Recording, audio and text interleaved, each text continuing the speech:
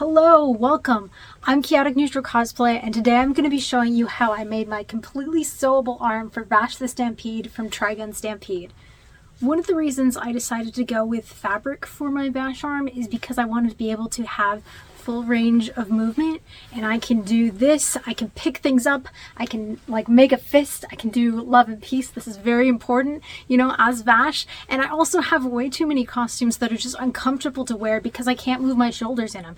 I wanted something I can move in, I can go yay, I can be like Wolfwood, come. I needed something that I was going to feel comfortable in. So after trying a couple different techniques, this is what I landed in. So if you are also like me and you're looking for something a little more comfortable, or you just want something where you can be independent, not have to have somebody feed or give you water because you can't hold the bottle yourself, this is maybe a great option for you. So this is not necessarily a straight up tutorial, it's more like an overview of how I made the arm. So hopefully it'll help you if you're looking to make something simpler or give you an idea of what to do at least.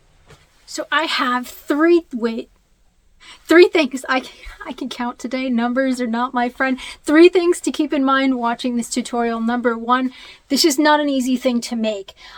This is 95% hand sewn, so there's going to be a lot of hand sewing involved. If that is not something that is up your alley, that is definitely okay. You can maybe take what I did and use it to inspire you to make something else that's more machine sewn. Number 2, this is not a Canon compliant arm. It's a little bit different. I did some changes for the mobility. I didn't do like the webbing on the back of the arm, like the veins on the back of the arm and stuff, because I wanted the mobility to be able to move my fingers. And then number 3, because I am completely insane, this is actually completely removable because I want to use the shoulder piece on the other jacket. Spoilers, not spoilers.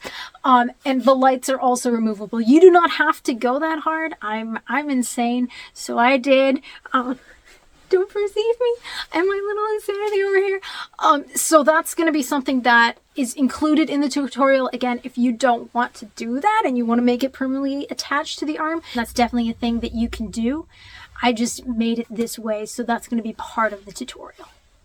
I did my Vash arm in 3 different pieces, and we're going to start with the glove, which is where I started. These are equestrian riding gloves, so like for horse riding. I really like using them. I use them on my Handsome Jack, on my Cherry, because they're lightweight, they're flexible, they're made for working around horses and that sort of stuff. But you can see that they have a little bit of texture to them, some reinforcing stitching on different areas of the glove, so they look a little bit cooler and more spacey. So what I'm going to be doing for Vash is actually adding little strips of vinyl that I use for my arm to these gloves. So you can find all sorts of variety on Amazon for as little as like $12 for up to $100. It really depends on what kind of vibe you're going for and the quality you're looking for. These ones are about $30, so middle of the line gloves for me, and they've worked just fine. So what I did for the armor plating on Vash's prosthetic hands was I added those strips of vinyl to the glove, and I measured around each finger, and then I cut out a strip with about an extra ½ inch on each end so I could overlap it, and then I folded down the ends and I stitched it here. You can see I did invisible stitching along the inside so that when I turned it over, the outside doesn't have any visible stitching, which is kind of keeping it looking more spacey, which admittedly was very difficult to do. I was fortunate the vinyl I was using had like a flannel backing, so I was able to stitch through that, but if I'd had much thinner stuff, it would have been very difficult. This one's piece is a little bit wider because it's going on my thumb, which is a little bit wider than my fingers. So, but you can see the line of stitching there. You can see a little bit where I stitched down to the vinyl. And then what I'm doing here, I apologize that this is not the greatest angle for this. It was hard to film. I am taking the little end caps for the fingers, and I am invisible stitching those to my glove while I am wearing the glove. And I'm wearing the glove because I tried stitching it down without wearing the glove, and it didn't quite work right. I needed that padding inside to get the right shape, if that makes sense.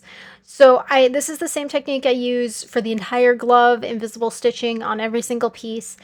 It was not easy, I will admit that, but I think it was worth it in the long run, so it might take a little bit of practice if you want to go this route, or if you just want to get a blue glove, that's honestly probably going to be easier. So this piece, you can see this is where I've been cutting the strips out for the fingers, and they're just little rectangle strips. And this is what a finished finger. This was the first one I finished, my pinky. You can see the edge of the stitching there where I overlapped them and stitched. I attempted to do an invisible stitch there, and it did not work for me, which if I was going to change one thing about the glove, it would be I'd figure out a way to do invisible stitching. So if I ever do another set, I will.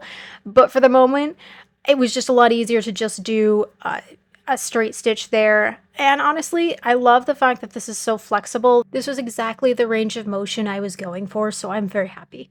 This is what the little finger end caps look like. They kind of look like little, I don't know, butterfly wings almost. So when you fold it over, and then I'm going to stitch along that top side and stitch them together to make little caps. But this is what they look like flat.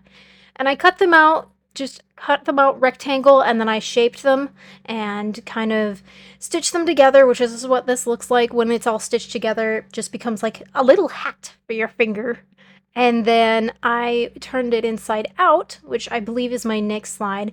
And it just kind of fits on your finger like a little cap, and then you stitch it down to the glove. So this one's my thumb piece. And yeah, so this is what it looks like when it's turned inside out, and you can't see the stitching, so it looks clean and neat. And then we get to stitch everything down to the finger. So this is starting my second finger. So what I did here was I double checked that the wraparound was long enough. I did have a couple pieces that weren't actually long enough, so I had to remake them. And then I stitched down the piece. You can see me doing it here first. And then I just wrapped the piece around and stitched right on top of that first original stitching.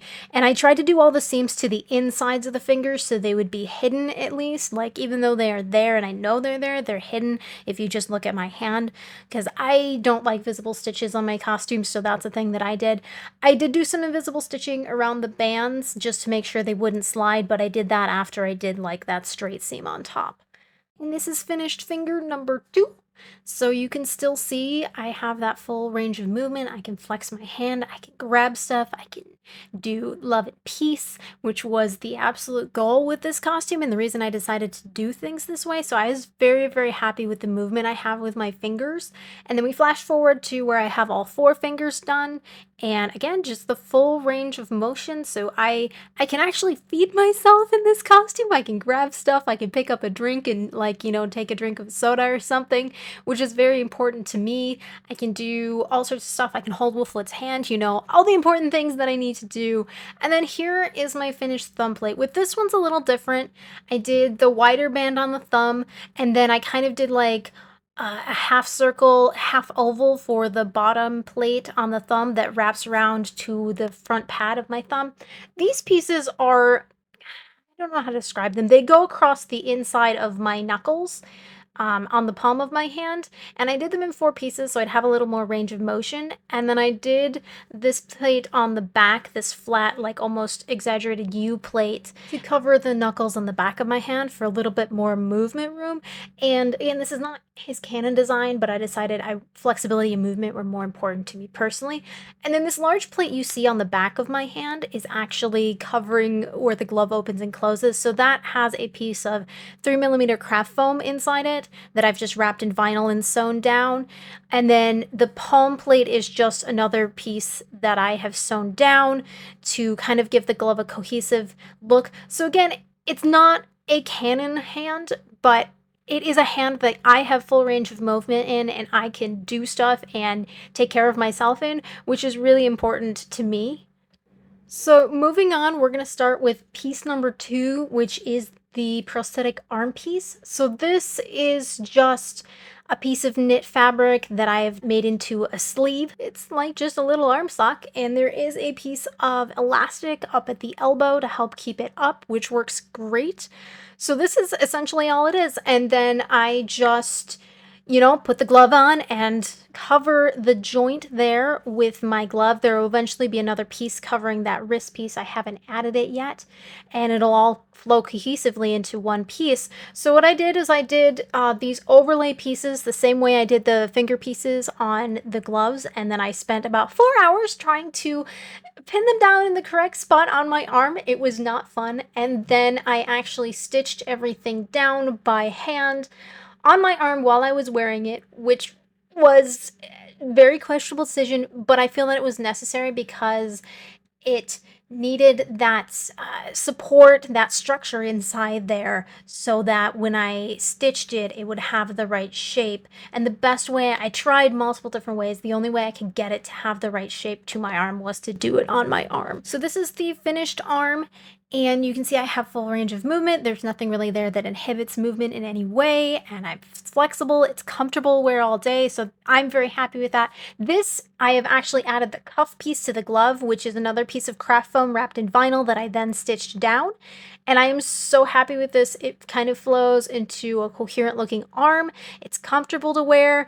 I can take the glove off if I need to use my fingers, that sort of thing. So I'm very, very happy with how it turned out. And yeah, this is great. Now we're gonna move on to like the upper part of the arm, the shoulder, which is probably why you're all here. So I did initially try a thermoplastic, and I went as far to shape it and everything, but this was just so bulky and uncomfortable and so much bigger than my arm to wear, like I couldn't put my arm down fully, so then I decided to go fabric. So what I ended up doing was using about 5 layers of duck canvas, which is this black fabric you see, and I stitched around together, and then I did satin stitching around the holes where the lights go through Vash's arms, which you can see here, and then I covered the whole thing in the blue vinyl I was using for the arm. And what I did here, you'll see in a minute when I pan up to the upper ones, is I actually cut like incisions in those holes, and then I pulled the vinyl through and I stitched it down so that it actually looks like holes and it's very smooth and cohesive. And again, there's no visible stitching because that's very important to me. I want it to look very spacey, otherworldly, very professional. So that's what I did for that. And this was before I had cut the bottom holes and stuff. You can see here it's already very flexible, very soft and lightweight, which is what I was going for with the arm. So for the layers on Vash's shoulders, I used the 3mm craft foam, which you can just get at Joann's, wrapped in the same vinyl that I've used for the rest of the arm. And I just went ahead, and because of the shape of this larger piece, I had to sew the vinyl directly to the craft foam, which is definitely not an easy technique to do. You have to make sure you don't pull your stitches too tight and you use wide stitches and large stitches, because otherwise your thread will cut right through the craft foam. What's an easier thing to do, which I did with this little piece, is to wrap the vinyl completely around the craft foam and stitch it to itself, which is a lot easier to do. That wasn't possible with the cutouts on the larger piece, so this is the technique that I ended up going with.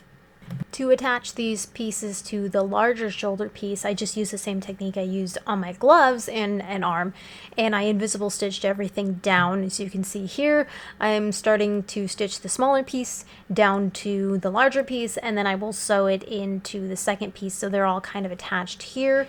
One thing I kept in mind when I cut out the foam for the second overlay piece is that I wanted it to be a little bit larger than the large piece was wide, because if I had cut them out at the same size, I wouldn't be able to get a nice round shape.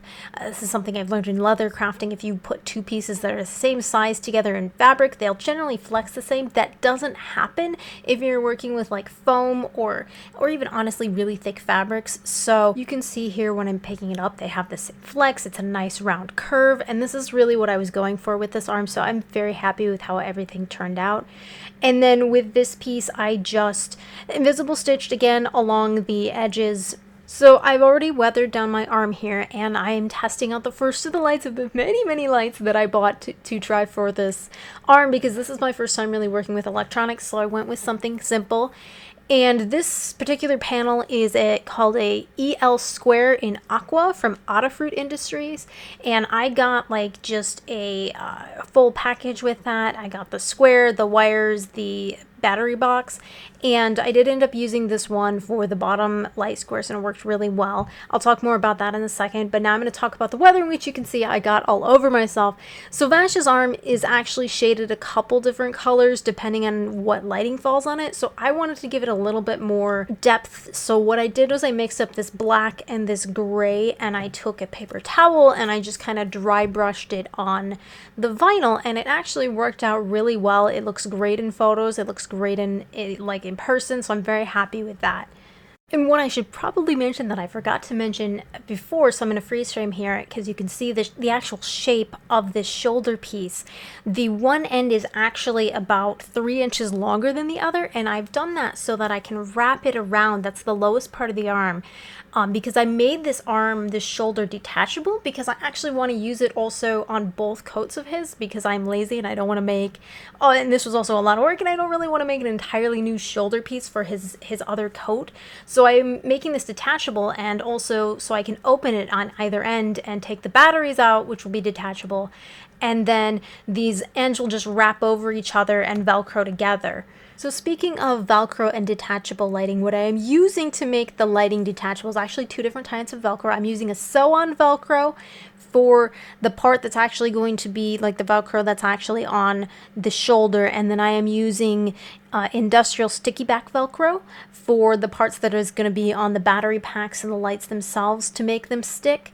And I use that quite a bit. It's a wonderful thing. I recommend that if you do any like armor builds or anything, so I use that quite a bit. Here we have the first of the lights that I added, which is obviously that large square on the bottom, and I'm going to show you what it looks like on the inside in just a second here, but I'm very happy with how this looks so far. So here's kind of the dissection of how the inside of the arm looks so far. So you can see what I was talking about with the one side of the arm being longer than the others, and then they just Velcro together. I used a black sew-on Velcro so they wouldn't be as visible, and I put the battery back on that longer corner so it sits right underneath my armpit, and it's actually pretty comfortable. I used the sticky back Velcro on the back of that battery pack, and as you can see, it is very sturdy. Here's me struggling to get it off by myself, and I gave up and I had to get my girlfriend to, there she is, wonderful girlfriend, thank you so much for saving my life. But it is sturdy, it's not going anywhere during con. And then I also used the industrial Velcro to put on the light square itself to keep it down, so that works really well. And since having worn it to con, nothing moves. It's great. I love this. So this is actually a blue tinted vinyl that I got off Etsy, and I did use this on my arm, and I'll show you in a minute how I use this, but this was one of my alternative ideas if the lights didn't end up working out, because I was working on a bit of crunch, to do 3 or 4 layers of this color backed by a white foam to kind of give the idea of lights through those windows on this shoulder itself. So if you don't want to mess with lights, this is an alternative idea that I was going to do. Then if you're just like, I'm not wanting to do electronics, this is something you could possibly try. So now going back to the inside of the shoulder piece, you can see I've added all the sew-on Velcro to go around those windows at the top. And once again, nothing shows on the outside, no stitch marks, everything looks very clean. And then the lights are removable. I've already taken off, you can see I've taken off the battery pack and the light on the bottom, and it all just Velcros up and it sits real nice. As I mentioned, the big reason for doing Vash's shoulder this way was so that I could have full range of motion as well as being comfortable. And so one of the really big things I struggled with was how to attach the shoulder to the arm, and the first thing that I tried was just massive hook at eyes, which actually worked really well until I started rolling my shoulder and the hooks just came right out of the eyes, which I was able to fix myself, but that was definitely not something that I wanted to mess with all day at cons, so I was gonna have to find something else because this is just not happening. No, we're not doing this. So what I ended up using instead was actually just like lobster clasps, which I ordered some on Amazon and they were still giant, so I actually pilfered a set from some of my charms that had lobster clasps, and they work fantastic. I'm able to have like the full shoulder roll, the full motion, the full movement there, and there is support by lights and everything. And I've already worn this to a couple cons, and it's very comfortable, very good. I'm able to wave my arms when I get excited, so I'm very happy with this. You may have noticed, or you may not have noticed, when I showed you the attachment methods, you can still see with how it's attached, you can still see the black duck canvas kind of poking up over the bulk of my shoulder. So what I did to fix that was to actually make like a backing for the top part of my sleeve here, because this is the part that pops up over Vash's shoulder, and then the lights just slide up underneath and the clasps come up over it, and I just stitched this down with invisible stitching like everything else. The rest of my lights arrived, so I was very excited about that. And again, this is the first time I've worked with electronics, so I went with simple stuff. This is EL tape, not the wire, the tape from Adafruit, again in the aqua color. It's a little bit different color than the lower piece, but I'm very happy with it nonetheless. These tape strips use coin batteries, so they draw a little bit less power, and I will show you the inside now. I think I had to order the aqua strips. I needed 2 of them, and I had to order them separately, so the one hasn't arrived yet, but you can see I've already put the coin battery packs in there for the pieces that are in there. And again, I just used that industrial Velcro and the sew-on Velcro. And then the battery packs, these ones I've had for a while because they're from an older set that I got, and it's just a push button. They have a couple different modes. They have a blinking mode, they have a steady mode, and an off mode. And then the fun thing about EL tape is it actually has an adhesive on one side. So this is where this colored vinyl came in, and I actually put the tape, I adhesed it, adhesed, is that a word? I don't know. But I attached the tape straight up to the vinyl, so it made it one piece to take on and off and to like keep track of and everything. So it was actually much simpler that way. And then the shoulder, of course, once I got that other aqua tape in, I was able to install that, and all the lights lighting up and looking pretty and fantastic. And then here again is the inside with that flap over the top, so you can see it just lifts up. I didn't sew the bottom down, and that's how I can move the top lights in and out. Here's a little bit of a close-up. So it's just like a pocket, like an inverted pocket over the top of the shoulder. And then I have a metric ton of wires everywhere, and it all just folds up and away we go. So that's all there is to it. If you made it all the way through the tutorial, congratulations! Welcome back to my tiny little closet room where I mostly just talk to myself about cosplay. So thank you so much for watching. I hope if nothing else this has given you some ideas of how to make your own sewable Vash arms if you want more mobility, or if you just don't want to use plastic or foam. I hope this inspires you. So if you have enjoyed this tutorial, if you would leave me a like or a comment, I would love that. You can come and follow me on Instagram and watch me as I get into more Trigun shenanigans. I'm currently working on Vash's other coat from Trigun Stampede, so come and cheer me on while I do that.